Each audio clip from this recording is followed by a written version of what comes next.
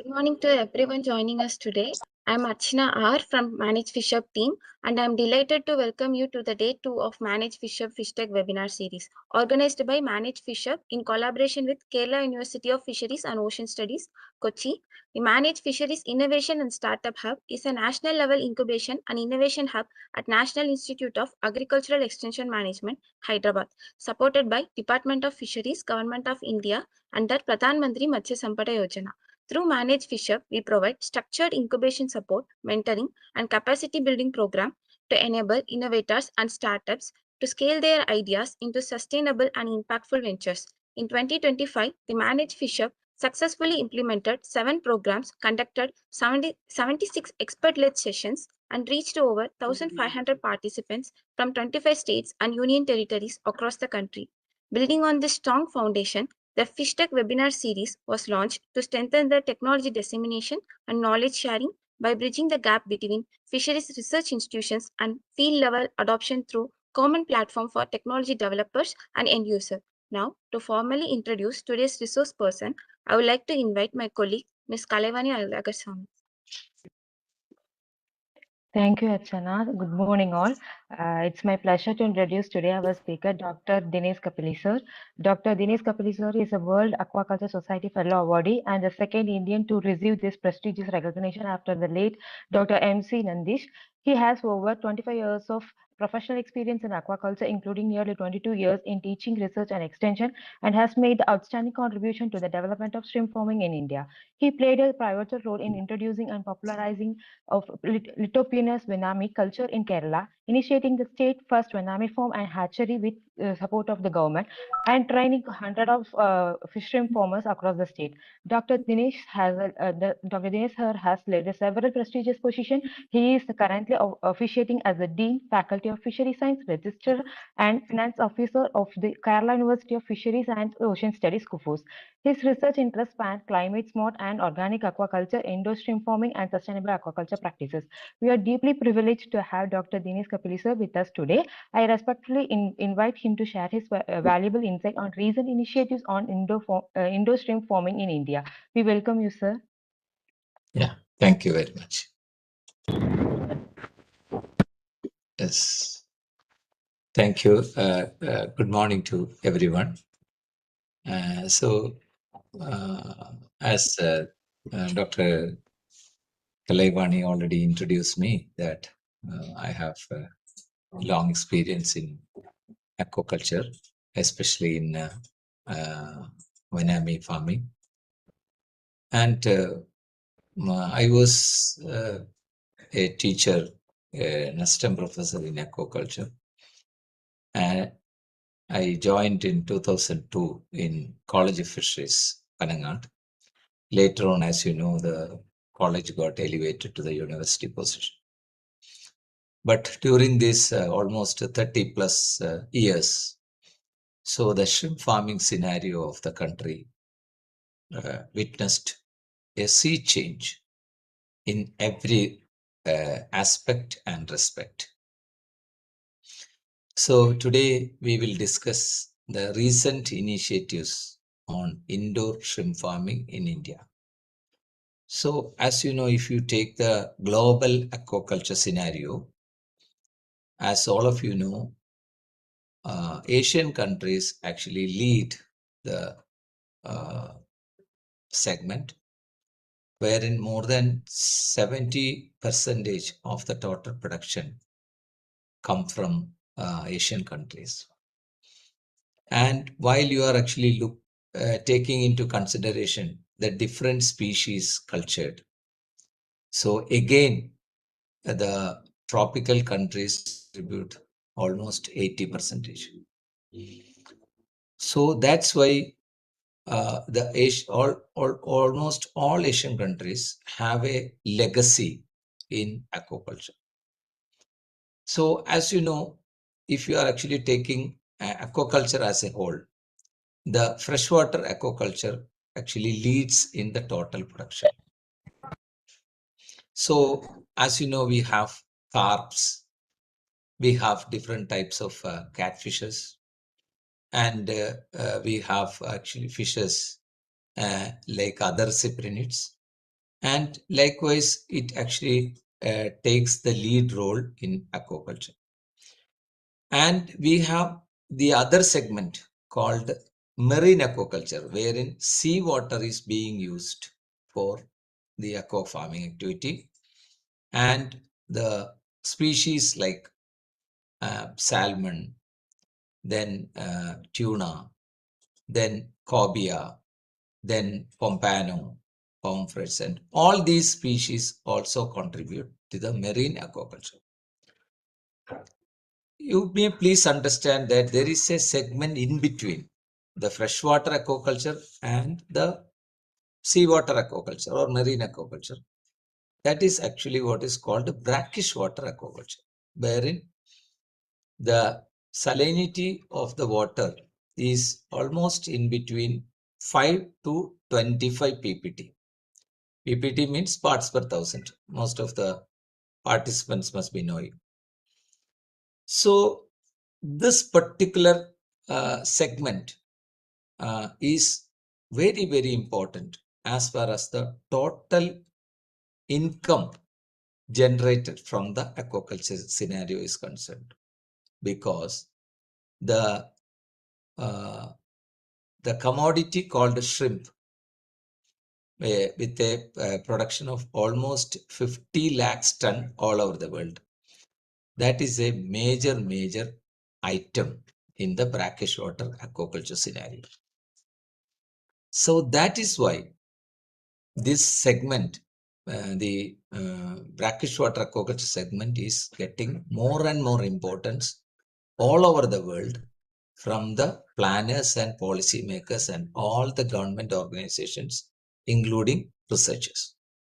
So that is the importance of this particular sector. We have yet another species, the mud crabs. So that is also important, but that will be dealt as a separate topic in due course. Today we will discuss only shrimp farming. That too, the shrimp farming in the indoor conditions.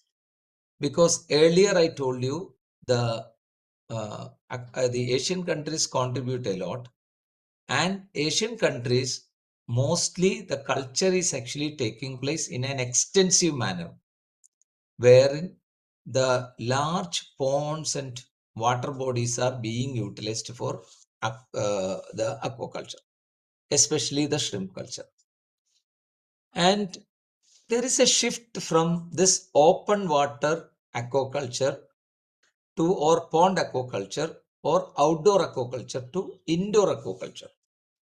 Why it is so? Because open water aquaculture, even though it is very productive, even though it gives you good returns, even though it gives you good profitability, but the problem is all about the climatic issues. You don't have any control over the water quality parameters. You don't have any control on the environmental parameters. You don't have much control on the biosecurity aspect of it. You don't have any control on the what all pathogens are coming to the scenario. You don't have any control on the what all the predators present in the system. So likewise, nowadays people are actually thinking to switch over from the open water aquaculture to indoor farming. Okay, under this particular backdrop only our discussion is happening today. Once again I'm thanking Manage for inviting me to this session. I know that this is a great platform. I know that almost 500 people are actually listening to me, and definitely there will be questions and there will be follow-up programs like. So before actually starting our PPT, I would like to tell you that this is an area wherein you need some kind of expertise and some kind of attitude. Please don't jump into this sector by listening if means somebody, or watching social media posts or else going through WhatsApp messages and all. Don't do that, because only with proper attitude and proper time, proper investment opportunity and resources, then only you can start this venture. And you are to take the expertise of someone who knows about it. So, because nowadays social media gives a lot of publicity for even today, there was a great news. Many of you who are there in the sector must have read it for sure, because there is huge opportunity for shrimp farming in the saline areas of North India. So it's no, by when like no going through it, you will be definitely surprised. Oh, you have, but in many people in Haryana and Punjab and these places, they are doing it successfully for the last 10 plus years. But at the same time, you need some kind of expertise and some kind of things, for which some kind of hand holding is also important. So the professionals like us, the professional universities like UFOs and the departments will be helping you out for doing things, so that you don't make big losses during the venture. Okay, we will start the PPT. Will you please change the PPT? Next PPT. Next slide. Yeah, I told you it's a big 5.2 million tons is as of 2023. That was the production, and India is playing a key role. And there are other countries wherein Ecuador is a major competitor for us from the other side of the world. Then we have other countries like Vietnam and Indonesia and Thailand, Taiwan, and even Bangladesh. Actually, they are also producing, and the value wise, it is almost 40 billion US dollars. But actually, nowadays there are certain problems. Why? Because we are talking about from outdoor to indoor. Because the issue is all about temperature changes. Because even a small temperature shock of 3 to 5 degrees Celsius will reduce the survival of the shrimps to 20 to 40%. So you have to have temperature control. Even the salinity fluctuations outside in the pond system and all, there will be a change of 5 to 15 ppt changes sometimes, that will impair the growth, and also it will reduce the immunity. And extreme rainfall in certain areas. In certain areas there is no rain. In certain areas there will be floods, right? So that will actually causing 25 to 30% loss. And there is please understand, 40-50 years back, we didn't have any idea about biosecurity. We didn't have any idea about the pathogens. We didn't have any idea about the viral problems. But mid 1990s, okay, in the last century, we have actually seen that a particular pathogen called white spot syndrome virus actually caused severe loss to this industry, wherein the early 1990 is showed a boom in this industry. Many people came, and many multinational companies came, seeing its importance and its potential. But unfortunately, within 3-4 years, everybody had to shut down because of the viral problem. So after that only we went on doing research on this, and we understood it is very important, and the pathogenicity of the white spot syndrome virus is actually worse than our common cold virus. Okay, common cold virus, if you are sitting nearby me and I have some problem, you get infected very soon, right? Without any problem. That's why we are using mask and these things nowadays. So This is the reality. But afterwards we understood that this is the the scenario, and we have to change. That is why open water exchange, increase pathogen entry, and even a small crab, very small crab, a button-sized crab, no, we call mangrove crabs and all, no, small crabs. So even this crab, actually, while they are there sometimes inside our water, our culture pond, and immediately they go out of the culture pond and go to the outdoor areas, and they will bring in this kind of pathogens through the water.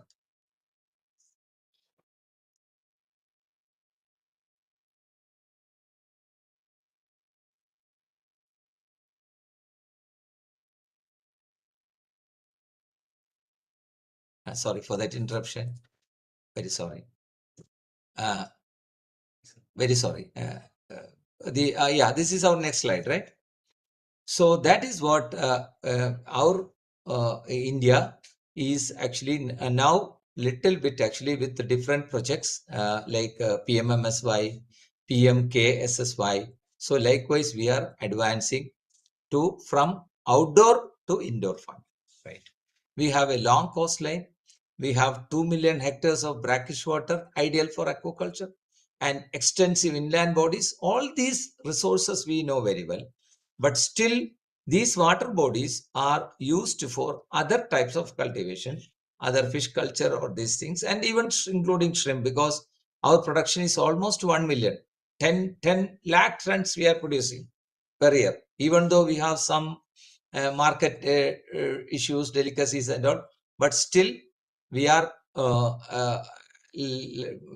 switching over to some extent. Not all farmers are not suitable for indoor farming because we have issues we'll discuss later. But at the same time, those who are comfortable now are switching over to the indoor shrimp culture. Next, please. Yeah. So these are all about some introduction about the Blue Revolution aspects, and regional production and productivity constraints. The countries I have already told you that these in India, Vietnam, Indonesia, Bangladesh and all account 80%. Then there will be like recent days, especially last year and all, so the wide price fluctuations in the shrimp price. So they are talking about TED now. They are talking about the hygiene. They are actually increasing the trade tariff, and all these issues are actually faced by the industry. And earlier we used to produce monodon, Penis monodon, as the cultivable species, Indian tiger shrimp, but especially in the traditional ponds. So we used to get only 1 to 2 tons per hectare. And Vanami, actually in the conventional system, we produce only 3 to 4 tons per hectare. But the advanced systems, now we are intending at 20 kg to 30 kg per cubic meter. You may ask me whether it is reasonable, whether it is actually achievable. But actually the aim is that, but the achievable production as of now is almost 5 to 6 kg per cubic meter of water. Next slide,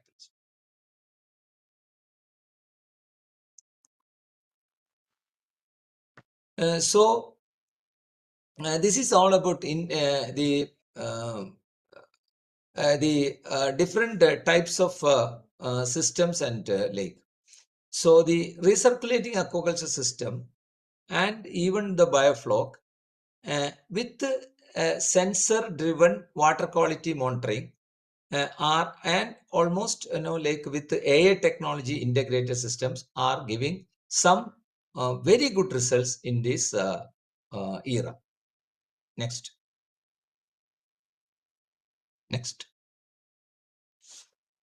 So, and earlier, what we the previous one, please. Earlier, what we used to do is, while we actually do cultivation, we collect the PL, post larvae, from the hatcheries, and we are actually stocking these PL directly to the culture pond. So that was the system prevailing since time immemorial. So normally in Penis monodon, we used to stock PL20. PL means post larvae 20, means 20-day old post larvae. That is called, indicated by PL20. So the earlier we used to use this PL20 post larvae of Penis monodon and directly stock to the grow out ponds, the culture ponds. But nowadays in the indoor farming, a multi-phase rearing strategy is being adopted. Multi-phase rearing system is nothing but we will be actually culturing. We will collect the post larvae at a size of PL7 or PL8. Only a 7 or 8-year-old post larvae will be collected from the hatcheries. So what is the advantage of actually taking very young ones? The advantage is that you can like transport in large numbers in small oxygen-packed polythene bags.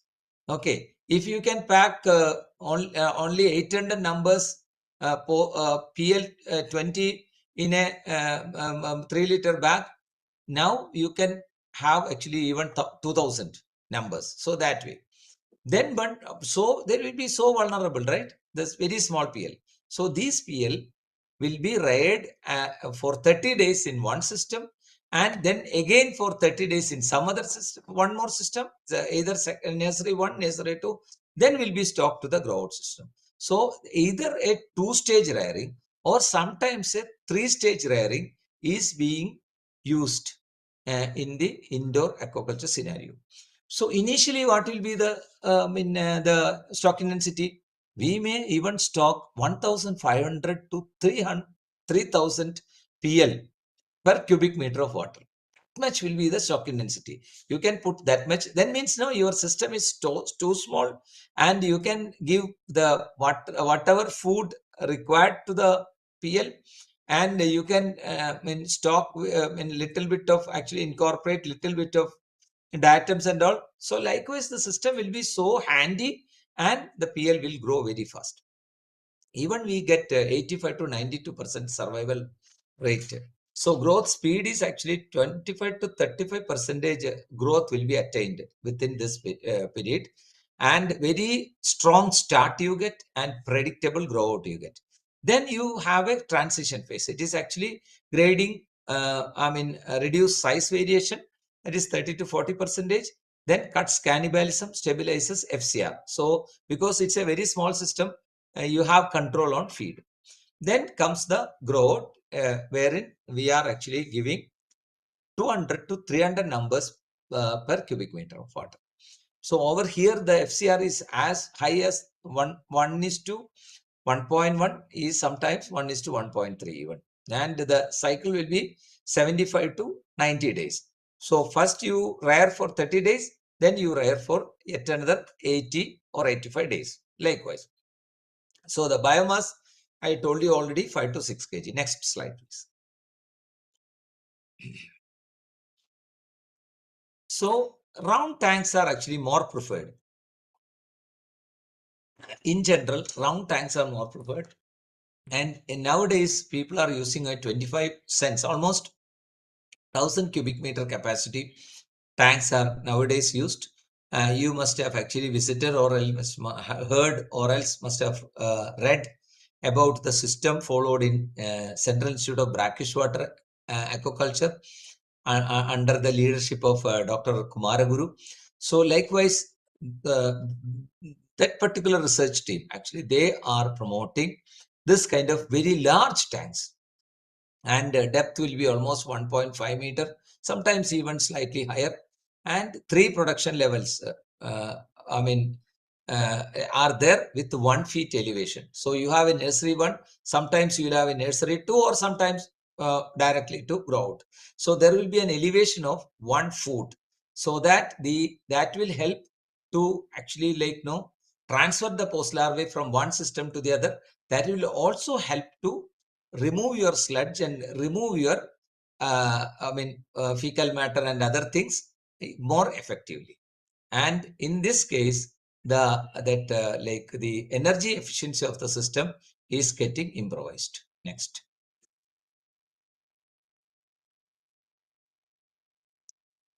Okay. So how you will actually use the this and how to do construction. So you have many options to construct the tanks.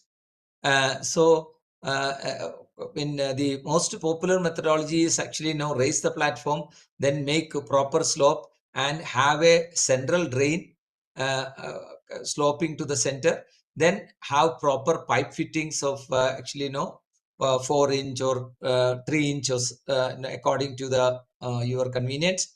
Then you prepare proper slope. Then means you can have GI pipes around that particular area to have the tanks, and you can use the silpoline sheets of 500, 550 GSM. So this is a normal methodology to construct the tank. Then means that particular tank is indoors, because you must have seen the pictures earlier. So the indoors, so there is no light intervention in this. So there is yet another system wherein light is also permitted in system, wherein it is called diatom based aquaculture, wherein the algae, microalgae are actually playing a key role as a water conditioner, okay. So in this stage, actually now seawater is most popularly used, because using seawater there is an advantage. So normally in our brackish water pond culture system, we use only brackish water with the salinity of 10 ppt, 15 ppt, like that. But the problem with that particular system, if you are using in indoors, the alkalinity will be reduced, because as you know, crustaceans are growing by molting. Okay, their exoskeleton is being shed, and then means they consume lot of water. Then means when the body is swollen, then the outer cuticle is getting hardened. So for getting the outer cuticle, outer layer hardened, they will use large quantities of minerals. So calcium, magnesium, and n number of other minerals. So while your alkalinity is less, or your other mineral content of the water is less, this will be hampered. So that's why why you are actually doing an indoor system. So we always prefer to have somewhat good seawater, wherein the water quality parameters are very good. But at the same time, okay, I don't have seawater availability, and I'm in Haryana or I'm in Punjab. Okay, you can use the brackish water with the salinity content of 10 ppt, 15 ppt, 20 ppt, no problem. But the problem will be, you will have to add periodically some kind of bicarbonates, especially sodium bicarbonates, potassium bicarbonates, so that the alkalinity levels and the mineral content of the water is getting stabilized, and there is no problem with the total growth.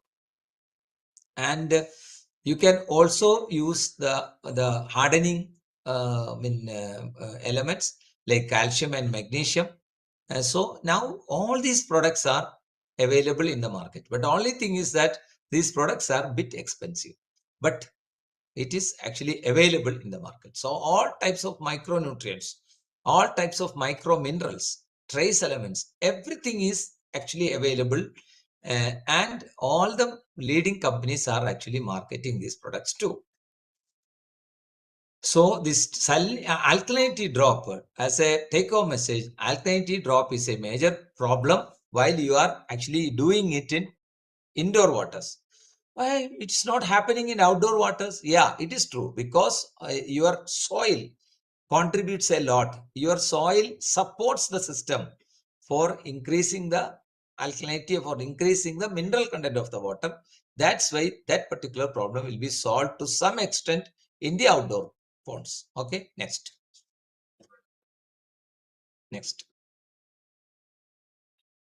So in this case, no, any aquaculture segment, not only in shrimp farming, the problem is all about the excreta production and also the unused feed. This one remains. So these things will, removing these things will be the primary thing as far as any aquaculture, indoor aquaculture is concerned. This is not for shrimps alone, anything you are doing. So for which you are, the first step is mechanical filtration, wherein drum or screen filters are commonly used. Even you have central drain, I told you already explained that sludge collection points. Then you have biological filtration. The moving bed biofilm reactor MBBR is a very common methodology. Then trickling tower or fluidized sand filter is used in certain cases. Then we have other modules like degassing tower. So it is almost a chemical types of filtration is actually taking place. Then for removing the pathogens, killing the pathogens, you have UV or ozone control, and you can have even a protein skimmer, just like in marine ornamental fishes and all. No, you use protein skimmers to remove the excess proteins. No, so likewise in this case also, there will be froth extensively. So this can be like in certain cases, this froth will become, because this froth will attract so many small particles present in the, including excreta, including unused feed, small particles. Sometimes you will see the shrimps are very happily feeding actually in an upside down manner and lake. But certain farmers do not prefer that. They will just remove the froth by protein skimmers. Then energy efficient three-phase water circulation pumps are also being used. I told you in the initially that there will be difference in of 1 foot for the easy flow, but this is also being used. Next please. Is it slow? Yeah. So advantages of semi-biofloc is a new system wherein this supplies almost 20 to 30% of total protein requirement is actually produced by biofloc, and it is being utilized. And heterotrophic biomass is actually increased to the level of 0.5 to 1.5 gram per liter, which will help to assimilate the nitrogen better and improves the FCR, because if you are not using the flock, the FCR will be maybe 1:1.4 or even 1:1.6. So that will be reduced in semi-biofloc systems. Then reduces feed cost by 12 to 22%. So as you know, any average shrimp feed will cost you 100 kg, 100 rupees per kg, normal. So it may vary 90 rupees from, so according to your area or according to the brand. But this is a major cost. If you are actually giving, getting only 1.5 FCR, the feed cost itself will come 150 rupees. Okay. But then all other expenditure you take, then means you what you will get ultimately if you are selling your product for 300 rupees. So ultimately what you will get. So this is the problem. So this semi-biofloc will help you to reduce the feed cost. Then promote Vibrio suppressing gut bacteria by 30 to 50%. So as you know, the Vibrio is a problematic pathogen. Sometimes it's a pathogen, sometimes it's a it will be coexisting, but it is a problematic species. So this Vibrio will be suppressed by 30 to 40% if you have very good gut bacteria aided by the biofloc. Then boost digestive enzyme activity. So amylase, protease, lipase, etc. by 15 to 25%. So in nutshell, so the indoor systems with this kind of very scientific manipulation and scientific intervention, you get better living environment, better culture environment, better microbiome, and better growth rate, better FCR, and better profitably at the end. Next. Next, please. So AI enabled water quality. Nowadays, this is a trend. Okay, you are doing almost the indoor aquaculture, and then why you are actually spending energy by the too much manpower or too much labors? No.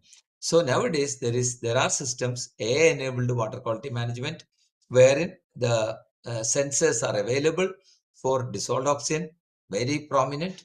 Then we have the pH monitoring, then temperature, the salinity, then oxidation reduction potential, and then it will track the ammonia, nitrite, then nitrate. So you know the ammonia is the end product of all these aquatic animals, and also feed also unused feed also gives out a lot of ammonia. So that is the most problematic component as far as the aquaculture is concerned. So that has to be oxidized. So the first step is actually nitrite, and with the help of nitrosomonas, then means this nitrite will be converted to nitrate, which is an assimilable form, especially while diatoms are there, while other microalgae are there, it's an assimilable form. So that will be through nitrobacter. So this in the AI dashboard, so everywhere in the most modern aquaculture systems, so this kind of dashboards are must. So very good backup is there, very good actually panels are being used, and that will actually help you to predict even the ammonia surges, at what time the ammonia will be high, and when the aerators to be switched on, or else the capacity to be enhanced. So likewise, then optimize feeding schedules. Even the machine with the feeder machines are being actually operated by this AI, and at regular intervals the feeding is done by the equipment. Then provides water exchange alerts, then estimates biofloc density, then enables alarm-based risk mitigation. Whenever the dissolved oxygen level is below 4 ppm, okay, 4 milligram per liter, so immediately you get an alarm that you can immediately rush into and switch on the systems and or some water exchange or this kind of interventions you can do immediately. Next.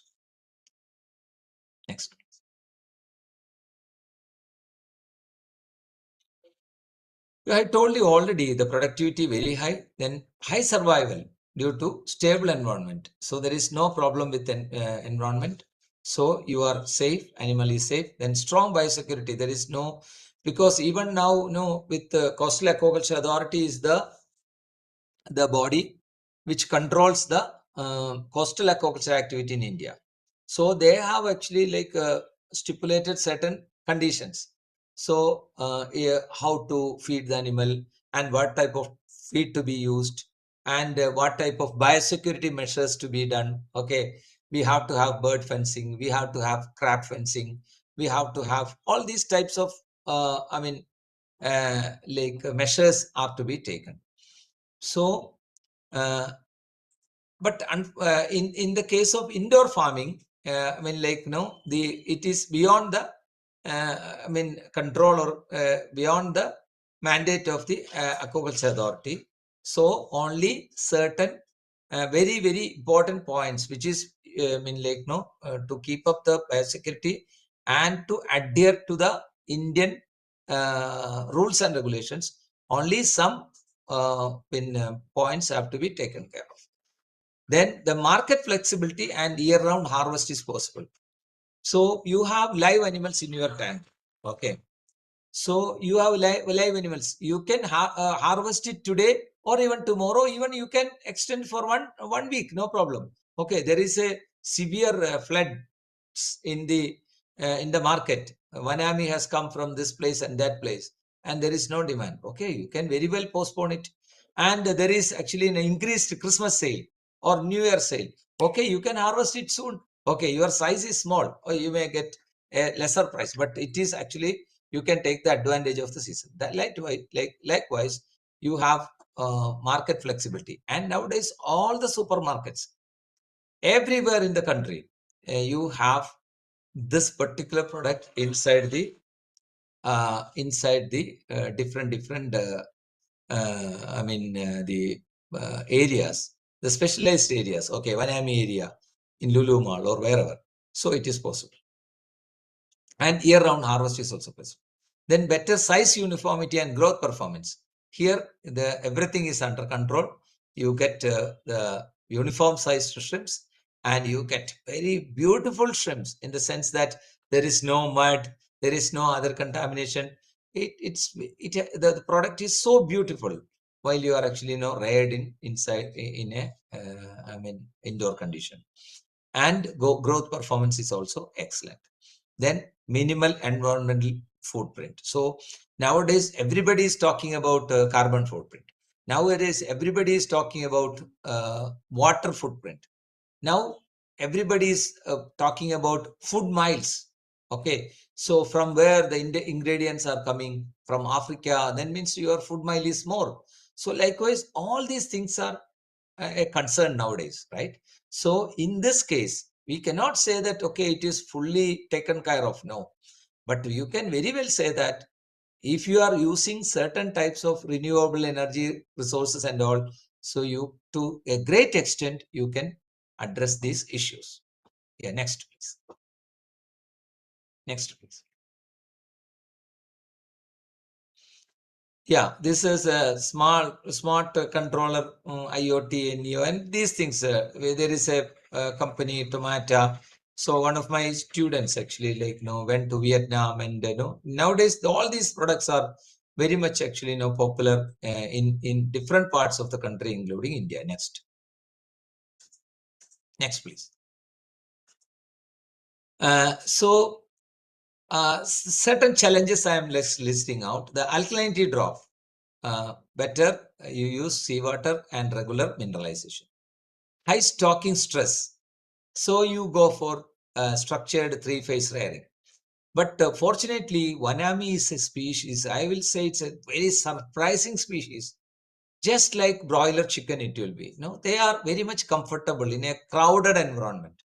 While if you are actually taking other species, we call it as domesticated species, because 1970 onwards they are there inside the fiberglass tanks. Okay, and now maybe 60th or 70th generation is coming out of it. So because of this, they haven't seen the soil at all. They haven't seen any outdoor environment at all. So the entire, all the generations are there in this captive condition. So because of that, the domestication happened in a an enhanced manner, and all are very much comfortable. Okay, only thing is that they have to have proper dissolved oxygen content in the water, always preferably above 5.5, then a milligram per liter, then proper alkalinity for their growth. Otherwise, they are very much comfortable. But certain species are not so. Even monodon is not that comfortable to actually live in such a crowded condition. And little bit cannibalism they will express. For example, Macrobrachium rosenbergi is a very popular freshwater prawn, and they are highly cannibalistic. Even the one is small and one is big, means during molting time they will be so vulnerable, right? Soft tissue. So the next one will eat the other one, the bigger one will eat the smaller one, or even vice versa. So, but in this case, this cannibalism is very less, and they are very much compatible. Even I told you that just like broiler chicken, they will be comfortable. Okay. Then water quality fluctuation, you will see sensors and sensor-based modeling we can do.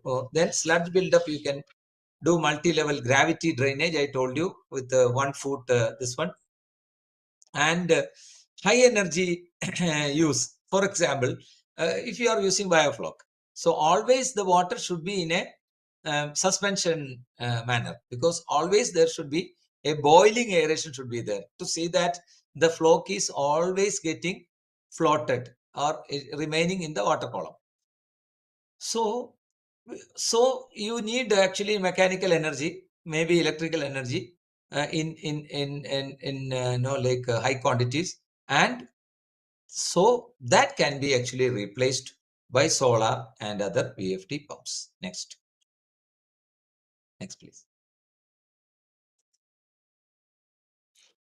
Yeah, I told you that this is an example wherein the renewable energy powered RAS is shown in a manner, and genetic improvement for indoor adapted strains. So I told you when Americans have been doing research for 1970s, and then zero liquid discharge systems are being promoted now. Then robotics are doing all the harvesting and sludge removal. Then smart feed automation, I told you, periodically at this point of time, it will emit the feed that way. Next.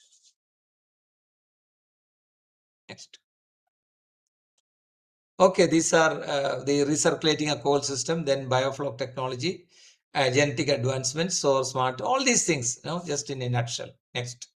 So since there may be many entrepreneurs in this group, so naturally these things will be interesting to them.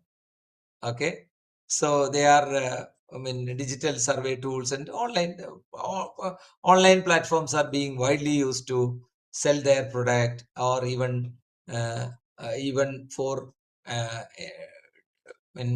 disseminating knowledge and these things. Yeah. Next.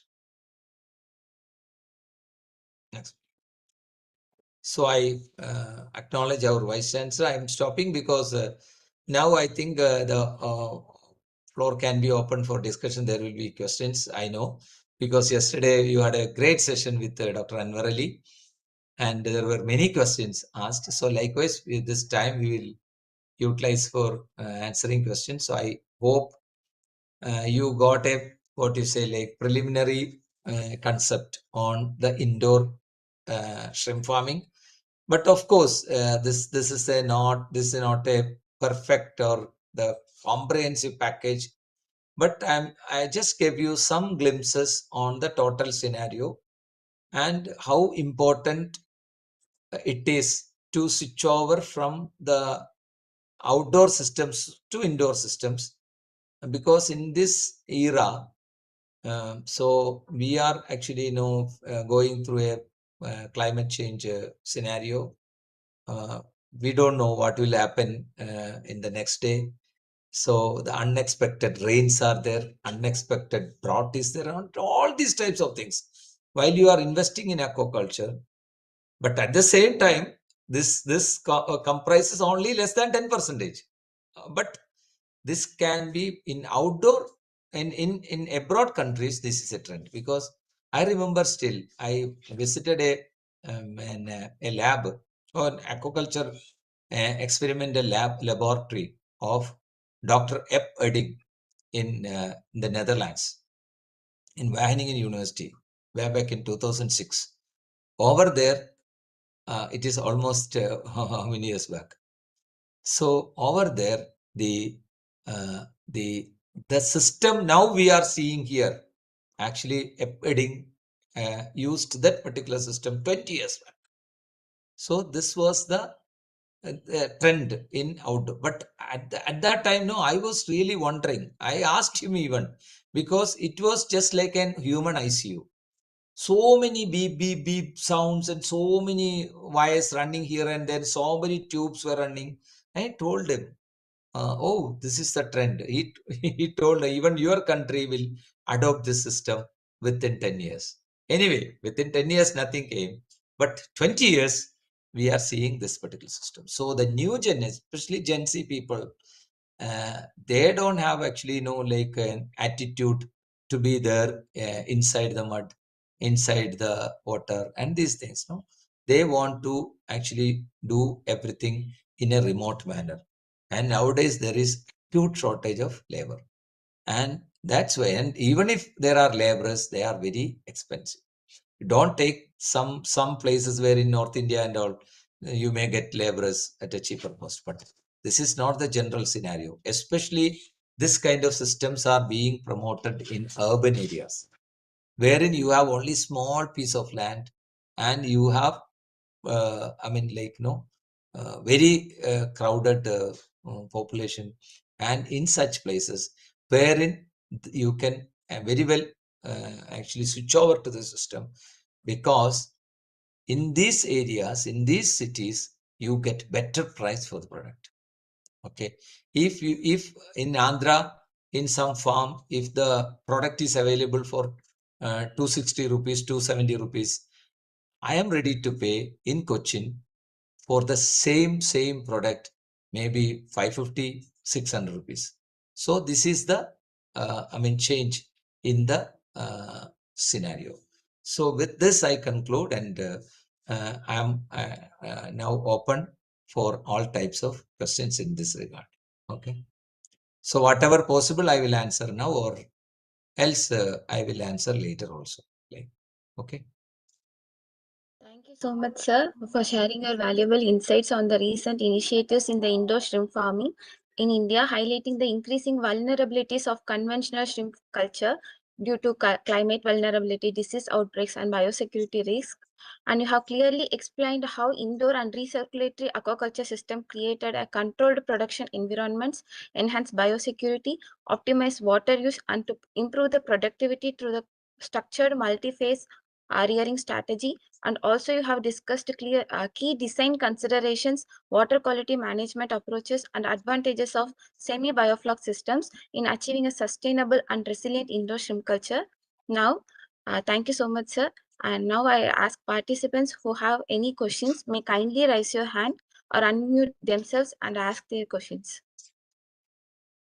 In chat box, Muthu Abhishek has asked, good morning, sir. In super intensive indoor in super Please, intensive indoor shrimp farming system, how can precise control of dissolved oxygen be maintained economically at a large scale, given India's frequent power supply fluctuations in rural areas?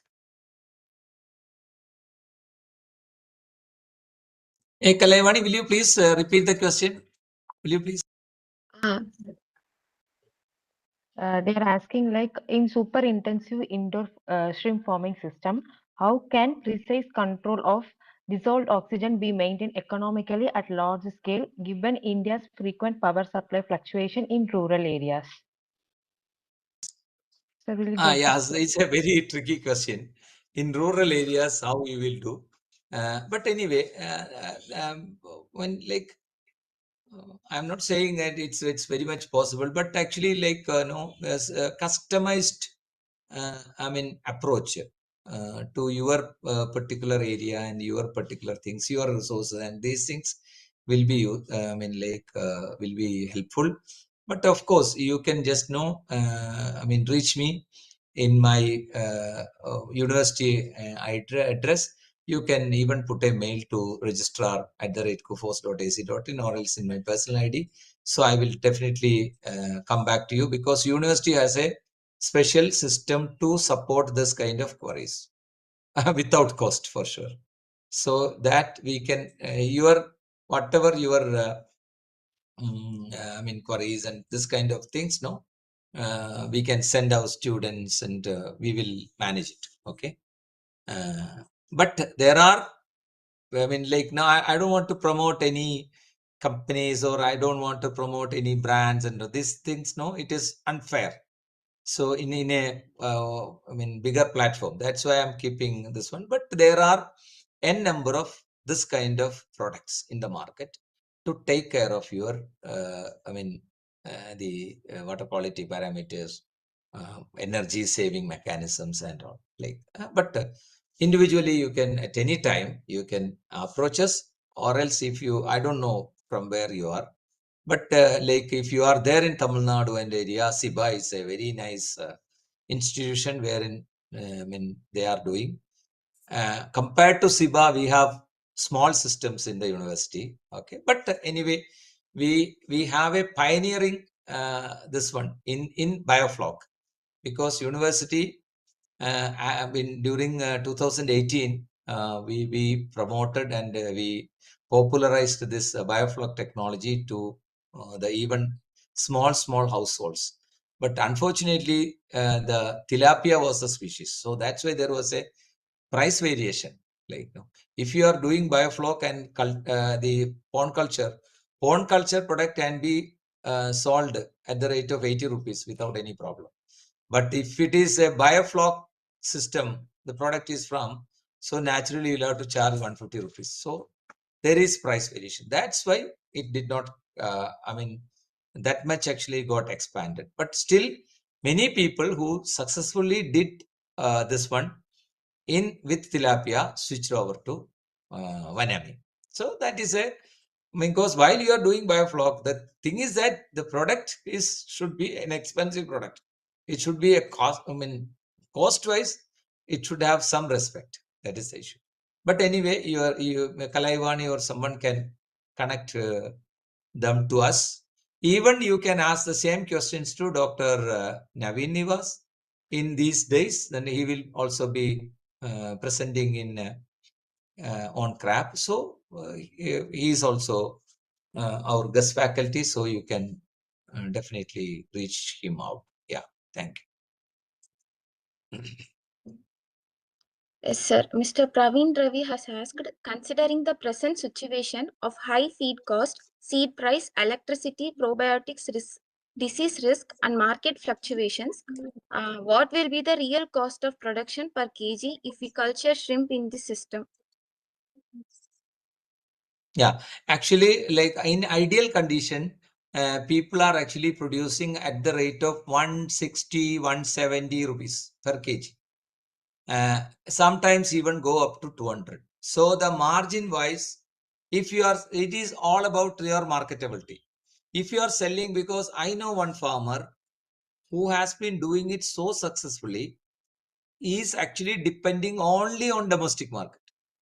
While you are actually depending on export market, nowadays it is a bias market. So you have n number of issues in the US for exporting the product. So they will dictate the price. But this man, what does know? Every day he sells 1 ton. That much he sells, 1 ton per day. You can imagine how much quantity he is actually producing. The price is always 450 rupees. So this is the lake. So he sells at the 30 count, almost 33, 34 gram product is there coming from out of the system, and he is selling in this rate. So such business models are very good. His production cost is almost 210 rupees, but he gets almost double the this one as the lake. But anyway, everywhere it may not be possible. But this kind of professionalism and this kind of support is required. Anyway, university is helping him out, and then Department of Fisheries is helping out. Many financial organizations. You need good economic backup, financial backup. So you sometimes a sudden system change, a sudden new building up of tanks and these things. No, you have to have proper financial backup. So with this, in this ideal condition, you can go for this kind of things with 170 rupees, 160 rupees even. And because we have different calculations, if this is this and this, like we can because if solar is used, again reduced, and likewise. But it is always possible to clearly take an advantage of 100 rupees per kg. Thank you so much, sir. Any other participants who have a question, you can raise your hand or unmute yourself and ask. Okay. You can actually collect all the questions and send to me also. That is also fine. Sure, sir. Well, you can connect that particular person who asked that question. So he can be, because nowadays many are there. Especially all my clients are engineers, not biologists. All our clients are like that. So many people with IT background, they are better than us. Sir, we can do this kind of IoT there. Like that only this kind of actually innovations happen. Okay, all this, you must be aware of Mr. Ritik Aditya Nara, right? Who is doing trout farming in Hyderabad. Who will imagine? During my, while I started my teaching career 25 years back, if someone student must have, might have asked me, hey, what is the possibilities are doing in trout farming in Cochin? What I would have answered, right? So, but no, with the temperature regime, keeping temperature regime of 12 degree, 14 degrees Celsius in Hyderabad, wherein the temperature levels are slightly higher than other places, right? So over there, he does this kind of magics. So this is the era wherein especially the techie, we call them techies, right? These people can make wonders. So anyway, our students, many entrepreneurs are there, including Dr. Naveen and these people. So likewise, many students are there, and the engineering people are having more interest. They show more interest and more enthusiasm and making actually wonders in this aspect. Yeah. Thank you so much, sir, for delivering a very insightful session. Before we conclude, I would like to inform you all about the tomorrow session scheduled on 23rd January. Dr. Siranjeev Prathan, sir, Assistant Professor and Head in charge of Department of Aquaculture, Kerala University of Fisheries and Ocean Studies, will deliver a session on recent advances in aquafeed technology. Now, I invite Dr. Niveta CK, Innovation Research Fellow of MANAGE-FISHub, to make an announcement on our social media initiatives. Thank you, Archana. Good morning, everyone. I'm Dr. Niveta CK, Innovation Research Fellow, MANAGE-FISHub. I would like to make a quick announcement about our MANAGE-FISHub social media platforms. As we know, social media is a powerful platform to connect people. MANAGE-FISHub have active social media handles to stay connected with fisheries and aquaculture community. We are present on YouTube, LinkedIn, Instagram, Facebook, and Twitter. I would like to highlight our MANAGE-FISHub YouTube channel, where we have recently started releasing podcast episode featuring fisheries entrepreneurs, innovators, researchers, and industry experts. I'm hosting this podcast series on behalf of MANAGE-FISHub. You can simply search for MANAGE-FISHub on YouTube, and our channel will appear. Don't forget to subscribe. Link is also available in the chat box. So please do follow, like, comment, share, subscribe to stay connected with MANAGE-FISHub and our upcoming initiatives. Thank you all. Thank you, ma'am. With this, we come to end to the today's session. On behalf of MANAGE-FISHub, I sincerely thank our esteemed speaker for sharing a valuable insight, and all the dignitaries, participants, and organizing team members for their active participation and support. We look forward your continued engagement in the upcoming sessions of FISHTech webinar series. Thank you all and have a great day ahead. Thank you very much. Thank you all. Yeah. Thank you, sir. Thank you, sir. Thank you, sir.